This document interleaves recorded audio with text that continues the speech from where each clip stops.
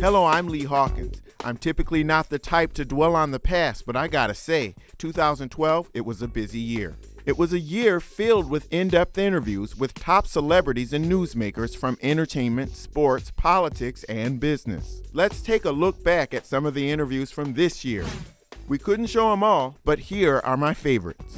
Tell America, what is your talent? What do you do? When people do say that, you know, having a brand like this is, we've gotten lucky and stuff like that, I mean, I think that this doesn't come easy. You know, we work really hard, and if it was easy, then three sisters from Beverly Hills, everyone can do it. What happens if I'm not with Cesar Millan and I encounter a pit bull? Well, it's like learning how to drive. You need somebody that, you know, coach you and help you and tell you, you know, you need coaching. We want the UFC, we want to put on an event everywhere, in every city, in every country, all over this planet, and make this the biggest sport in the world. You want to be bigger than the NFL. That's going to be hard. Well, not on a global basis. Globally? If you think about it globally. We're already bigger than the NFL. That's right, internationally. We're neck and neck with soccer. Will you be doing this for the rest of your life? The animal welfare cause? Yeah, I think so. You know, I'm passionate about animals, always have been, always will be, and that'll never change. So, you know, it's my calling now to help give back in that regard and try to help as much as I can and save, you know, even more animals, you know, from being hurt. You know, that was one of my commitments, and I'm gonna stick to it. Do you have a dog yourself? Money changed a lot of people.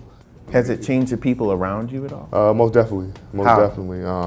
You know, I have guys that I haven't talked to in years come ask me for money. Family members I haven't talked to in a long time come ask me for money. You know, people always think, you know, I'm like the provider now, you know, for them and their families, you know, or, you know, oh, Anthony, can I get a couple $1,000s? Anthony, can I get this? Can I get that? Can I get a car? Can you buy my family a house? What has been the most difficult part of the changing industry? Trying to stay not fresh. At 90, you don't stay fresh. Let's put it that way. But I mean, to try to stay relevant, so that you understand what is going on around you in the business. And I've been so blessed and so lucky to still be allowed to stay in there. That doesn't always happen, and it's a privilege that I never take for granted. I mean, I think if at the end of my career, I'd love to say that I was worth, I don't know, maybe, there's 100 million, there's a round figure, but I've never had aspirations. That's about 2 years from now, Rory. Well, it could be, but I mean, I don't know. I get the sense that even if you hadn't won Idol, you would still be a recording artist today. No, I would have gotten here somehow. This was my door. All right. Lord, I have no other talent. I like that. This is what God gave me, and I had to work with it. So yeah, no, I'm not good at anything else. How far are you willing to go? You're really stepping out on this issue.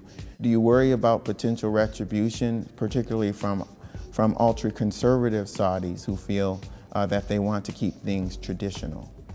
That may be the case if I was fighting the battle alone. I'm not. There's a lot of Saudi women who are very open to speak up, to talk to the media, to take roles of leadership. And it's a movement that's happened in my country. I'm part of that movement. Imagine all the people living for today.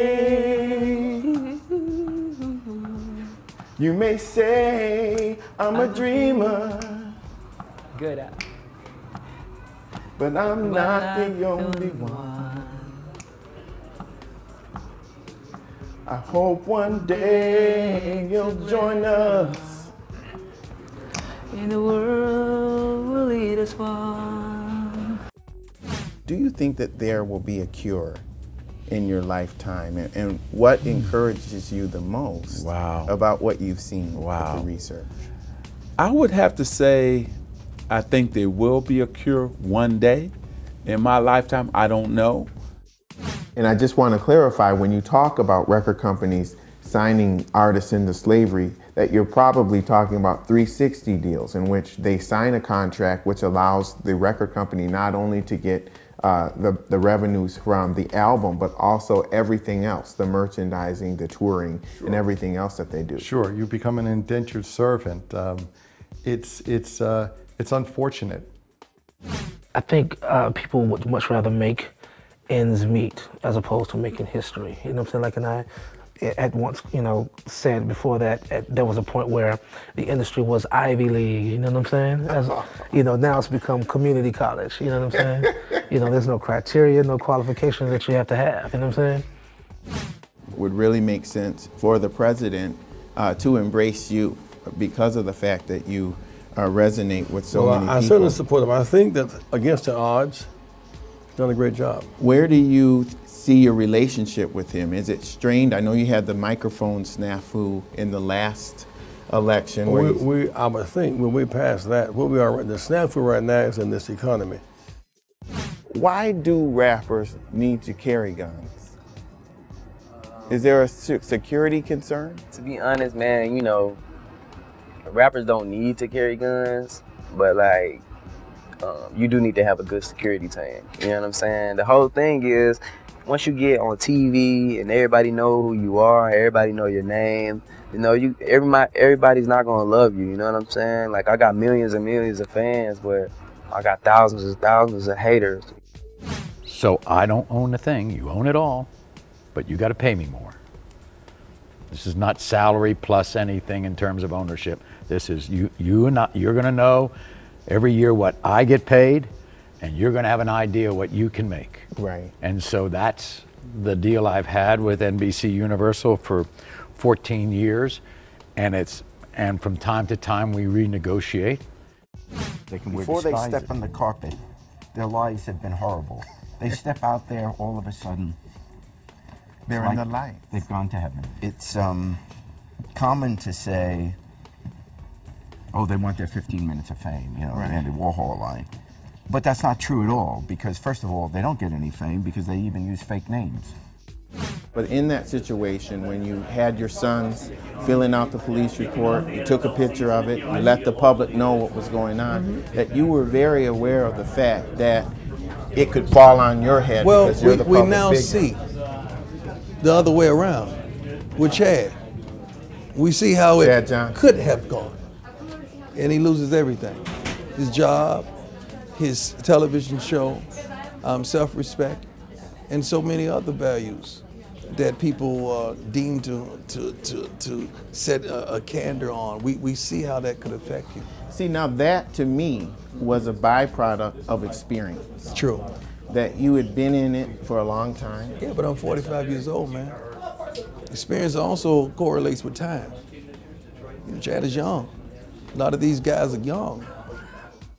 And now Hefner's thinking about his succession plan. How do you prepare someone like that to fill these shoes? Well, I let him hang out a lot. Okay. And he does that very well. I'm still impressed with how he does it, so. Have you learned anything from him about that? About girlfriends? Yeah. Yes, I've learned that he's a good manager. I think that you have to be. If you're gonna have, you know, it's hard enough for me to have one girlfriend. In an environment where the music industry wasn't really signing a lot of new acts, you picked up on Justin Bieber. Yeah. What did you see in him? Well, in the early stages, what was it that made you say I should do this? A star is born, and I mean, our influence, right, as executives, give us the opportunity to offer perspective and an opinion that is based off of our own trial and error. And at the time, you know, artists like Justin, you know, were either sent through the system of Disney or either Nickelodeon, and we went totally against the grain. Two people that you touched deeply, younger people, Michael Jackson and Whitney Houston. How did that affect you? It affected me deeply. Honestly, it's a reminder to me, always, that as glamorous as this business is, it's also treacherous. You're the manager of your daughters. You get 20% of everything they do. 10, 10%. but I like your number better. You've been criticized for that, but that's pretty standard that a manager would get a commission for the work they do. Of course, yeah, managers make more money than I make. Where does the criticism come from? You know, people probably not understanding. You know, when you don't know something about a business, it's easy to criticize. Do you consider yourself a tradition or a media organization, a news organization? We are a news organization. Okay. We absolutely are a news operation. Do you pay for stories? The most telling symbol of this family's spiritual conviction was actually a note that was published on the back of the program for the service, written by Sissy Houston to Whitney. In the excerpts of that letter, she wrote, "On Saturday, before I found out about your transition, my doorbell rang. I went to answer it, but there was no one there. It rang again and again. No one was there. I called the concierge to tell him someone was ringing my doorbell. He checked the cameras and told me that no one was there."